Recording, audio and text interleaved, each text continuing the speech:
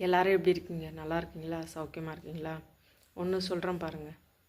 வீட்டில் எப்போ பார்த்தாலும் சிலர் ஜென்ஸும் சரி லேடிஸும் சரி அப்படியே ஒரு ஸ்ட்ரிக்ட் ஆஃபீஸர் மாதிரி, ஒரு ஆர்மி ஆஃபீஸர் மாதிரி அப்படியே சைலண்ட்டாக இருப்பாங்க. உம்முன்னு வச்சுக்கிட்டு பேசவும் மாட்டாங்க.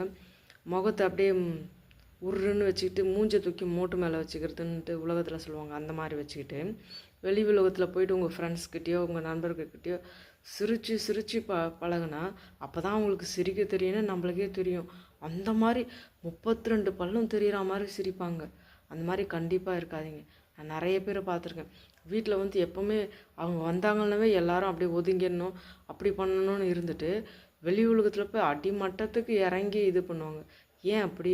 நீங்கள் திரும்பி பார்க்கும்போது உங்கள் வாழ்க்கை அழகாக இருக்குன்னா உங்கள் குடும்பத்தோடு நீங்கள் நேரத்தை ஸ்பெண்ட் பண்ணுங்கள், சிரித்து பழகுங்க, சமாதானமாக இருங்க. அது நல்லது.